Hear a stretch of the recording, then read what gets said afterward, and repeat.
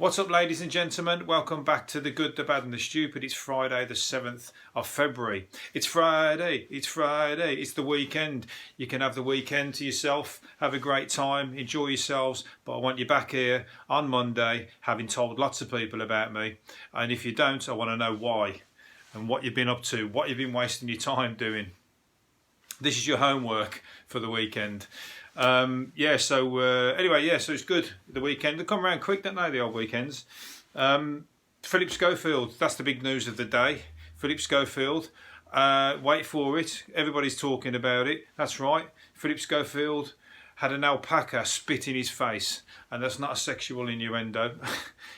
He had the two alpacas on the show, Pete and Spitfire, and one of them spat in his face, so didn't take too kindly to him, didn't like him very much, as many people don't. The fact that he's come out as gay doesn't mean you gotta like him. No, he's alright, but he's came out as gay today.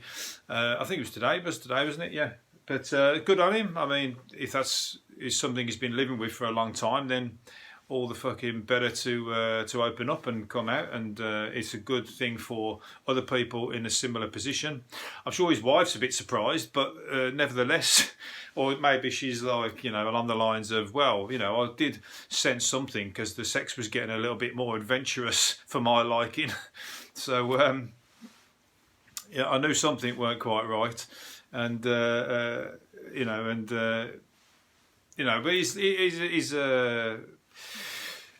he's going to be speaking for a lot of people in that position, like I say, but everyone's coming out with all the jokes. The jokes are coming out fast and furious about him and Gordon the gopher. That's the fucking number one straight away. Did Gordon know that he was gay?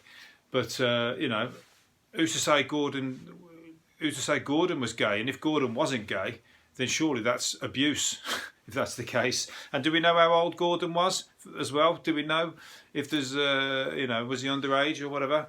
Can you be underage as a gopher? We need to look into all this. We don't want the police getting involved just yet.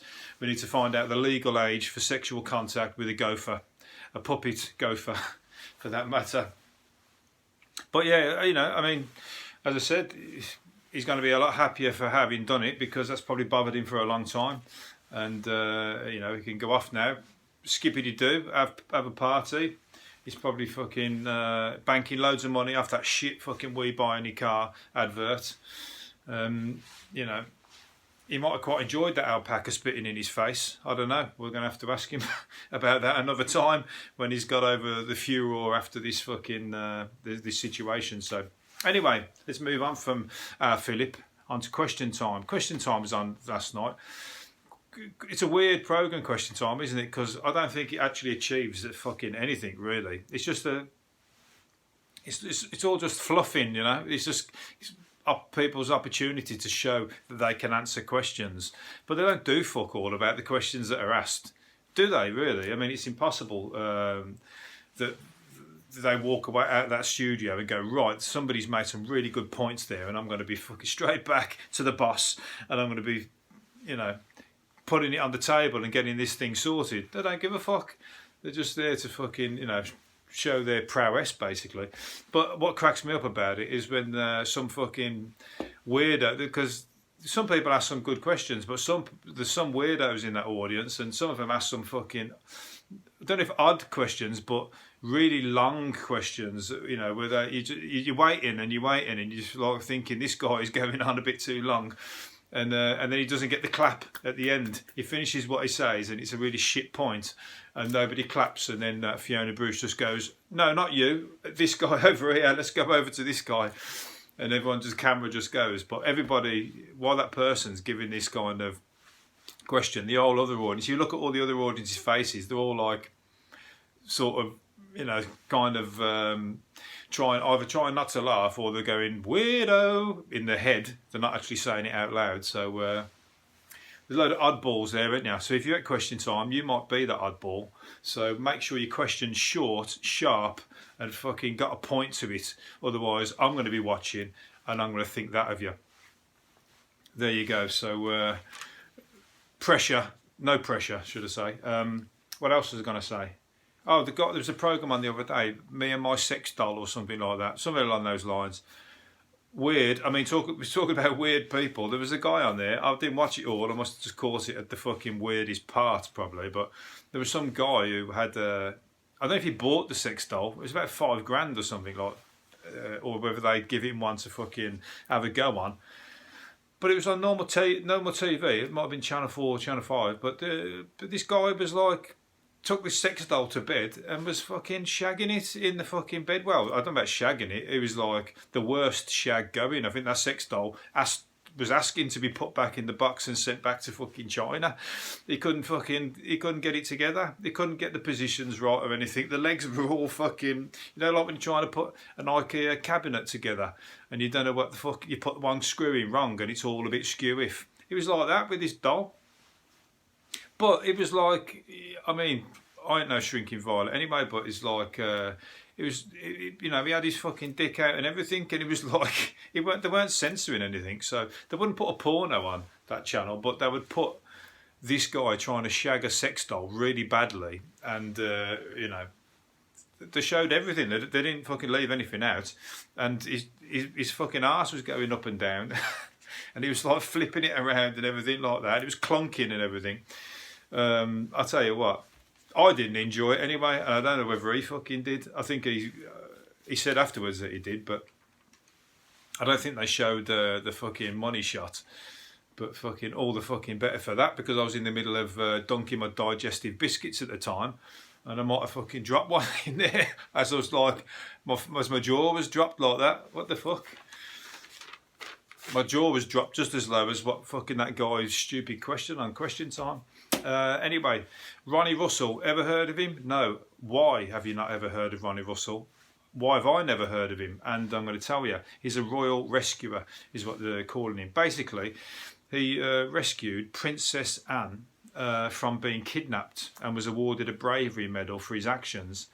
And there was a guy who shot her fucking, I mean, it weren't just like a little stupid situation. They were trying to kidnap her, and they shot. What did they shoot? They shot the chauffeur, the minder, and the policeman, and a passing journalist, and tried to drag her from the car before he came over and started punching the guy, and saved her from kidnap and whatnot.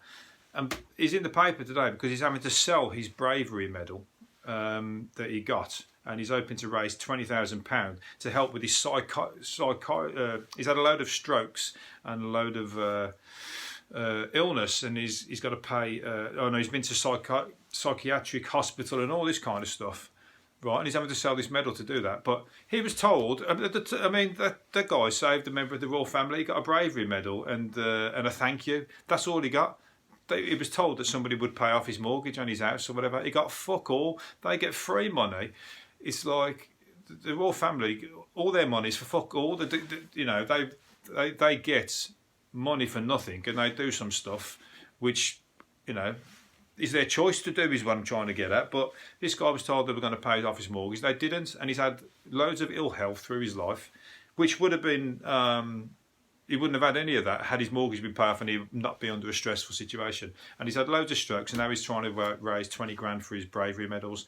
So that's fucking bullshit. And if you're watching Prince William, you're the one with a bit of common sense. Why don't you fucking get in touch with the guy and buy the medals off him for double price, or do something about it? Anyway, it's a bit late in the day, but somebody needs to fucking step up and say, we should have gave you money way back then, give you £1 million, anything. You've saved my aunt's life, or my great aunt, or whatever you want to call it.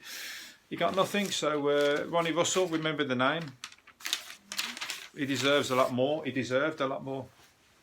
So if the Queen's ever walking past you and somebody's out to fucking pull a bullet in her head, don't fucking get in the way, is the gist of that one. If Andrew's walking past, definitely don't get in the way. In fact, fucking push him towards the gunman. What's it called? No, I'm not going to do that one. I've not put these in any kind of order, as you might tell. Angry comic Roy Chubby Brown says little outs have turned his adopted hometown into a shit tip. the veteran funny man, reckons Grimsby is a great place to live. Don't sound it, but whatever. He says it's been ruined by fly tippers who dump rubbish in laybys and hedgerows. So he's basically suggesting people clean up their act, basically, which is what he's been told to do over his whole life. But he's a citizen when he's out of his stupid clothes and he's not doing his fucking dirty jokes and going like, his innuendos. He's fucking full of them. He's the king of the smutty joke. He's funny. I mean, some people don't like him, but he will have you fucking pissing yourself laughing. I don't care who you are. I mean, you'd have to be some kind of stuck-up fucker not to find them funny. I mean, you might be a bit embarrassed, but he's the king of his craft, let's say. But he's a bit happy. He's unhappy about the fly tippers. So come on, fly tippers. He's making a personal appeal to you there. If you piss him off, his jokes ain't gonna be so funny if he's stressed. So clean up your act. I hate fucking fly tippers anyway. It's always fucking, it's just always in the countryside and that, and it's just fucking loads of crap everywhere, and like mattresses and like dirt. It's just rubbish. But at the end of the day, that's because they get charged to dump it. Everyone pays tax already. So if everybody could just take the shit that's rubbish to the tip for free because it's rubbish, it's all done, innit? But because you're charging people a fortune as well, mind you, they go and chuck it in the fucking woods. So I think there needs to be a bit of a fucking a bit of a talking to for the government side of things. That's sort of there. Anyway, where are we going? What am I talking about? A celebrity bodyguard who Will Geddes has blasted David Cameron's mind for leaving a gun in the plane toilet. Talk about this the other day. The security expert who has protected VIPs for 30 years said he is so attached to his weapon he sometimes falls asleep with it taped to his hand. Well, that ain't fucking clever either, is it? He's like come out to slate the other bodyguard and he's doing something that is just as stupid, if you ask me. He's like, I have never once left my gun in an aeroplane lavatory or anywhere else for that matter. No, I carry the weapon, often feeling like an extra limb. Yeah, you go to bed with it taped to your hand. So what happens in the middle of the night when you start fucking scratching your face or something like that in your sleep and blow your brains out? Come on. It just hasn't happened yet, but you're there to, that ain't fucking right, is it? Going to bed with a gun taped to your hand? That just sounds a bit fucking weird. You sound like a bit of... Or what if you get up and like do an Oscar Pistorius and fucking shoot everybody in the house by accident because you're actually feeling for the light switch, but you pop your fucking, I don't know, somebody who's coming into the room in the head. So I don't think you should have kept quiet on that one. Granted, the bloke who left his shit in the toilet is a fucking dumbass. But then David Cameron's a dumbass and he's surrounded himself with dumbasses, so they're all good bedfellows. Where am I going? I've got all this shit back to front here. It's Coronation Street's 10,000th anniversary. So that's 10,000 episodes. Imagine if you're one of those people who've like followed Coronation Street from the beginning, or any time along that road. If you've just started getting into it, this is where you're going to be. Someone's watched every single one of those 10,000 episodes. Imagine what they could have been what they could have done with their life had they have those hours back from not watching that fucking dreary program. Hey, it's all right, it's good, but it's like 3 or 4 times a week, and that music is dreadful. That music, I remember it as a kid when I was growing up, and that music coming on used to just fucking... I was depressed as a fucking 5-year-old or 6-year-old listening to that music coming on in the background. It's like they could cheer it up a little bit, couldn't they? It's almost telling you that this is going to be really fucking, daunting, this episode. But yeah, But they've had some good characters and stuff. Hilda Ogden. I don't know any others. But 10,000 I ain't got the maths or the time to break that down into episode length, but that's a lot of life. And some people watch that, EastEnders and Emmerdale. You're almost living in the Matrix. You might as well just put a fucking thing on your head, connect it to the telly, and, you know, switch yourself off. Anyhow, where are we going? Flesh-eating worms have wriggled their way into Britain and are set to cause havoc for farmers and gardeners. The killer creepy crawlies grow up to 3 inches long and have hundreds of tiny eyes along their whole body. Oh my God, I'm not going to sleep tonight having read that. The Argentinian pest feasts on snails and earthworms and could wipe out up to a fifth of our most vital invertebrates, scientists have said. What about humans though? Are they going to fucking start coming onto us or what? It might turn into like that film. What's that film with Kevin Bacon in? Twitters or something? No, Critters, not Critters. It's a massive worm that comes under the ground and it's like, it's ridiculous sized. I mean, if you watched it now, it'd probably be like really shit graphics, but oh, what is it? Anyway, let's put it this way. You wouldn't want to walk into your garden and one of them jump out the ground. You'd fucking run for your life. So yeah, we got flesh-eating worms, but are they big enough for the birds to eat? Because the birds are eating pizza, and that's what we said yesterday, wasn't it? All the birds, there's not enough worms for them, so they're eating pizza and burgers and chips that people have left all over the street. So they need some worms.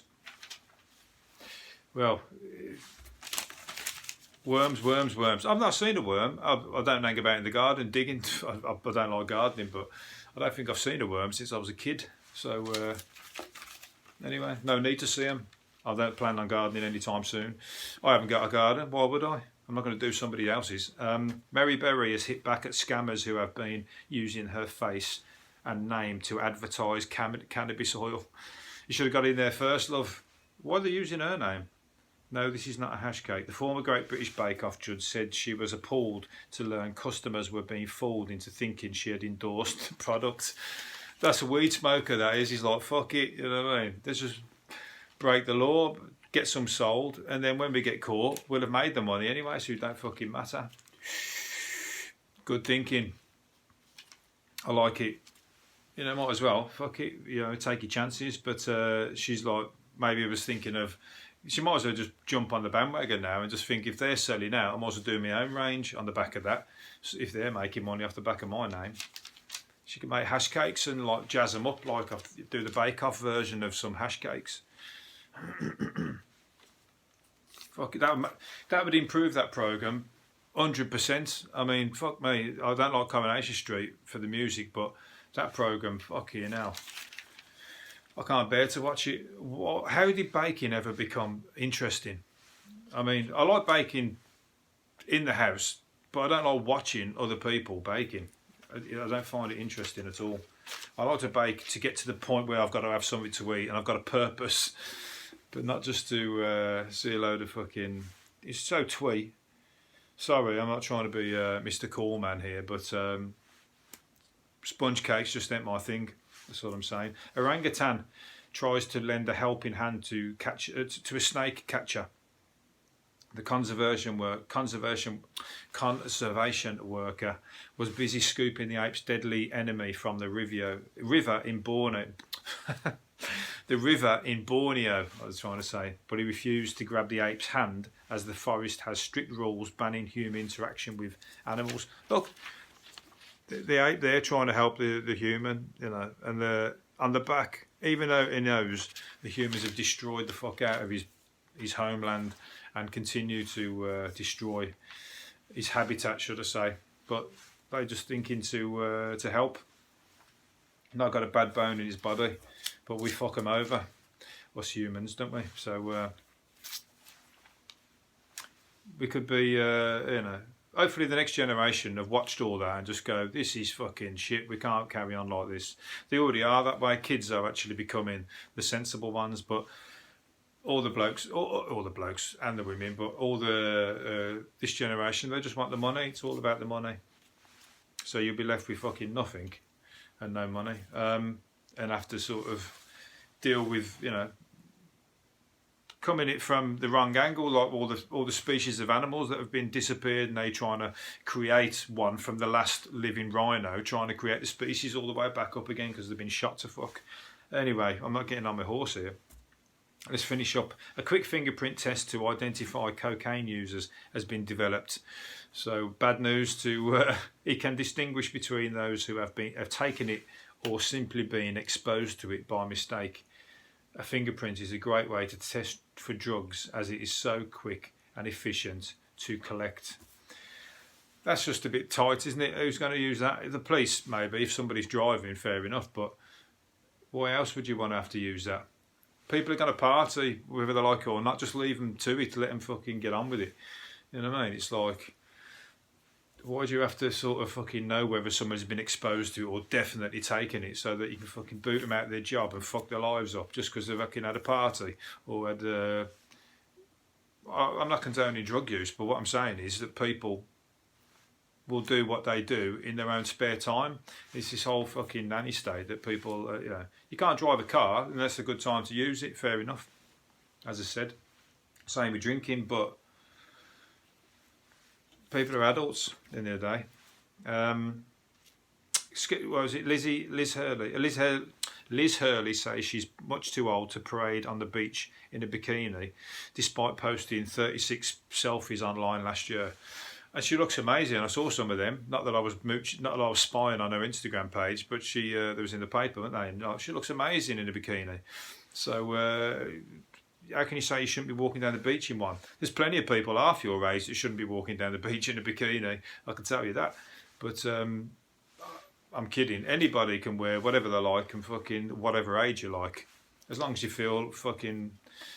And she knows that she ain't putting them on Instagram because she looks crap. No chance. She knows that she looks great in it. So I think she's just wants everyone to go on, Liz. You got a great body. You look amazing in a bikini.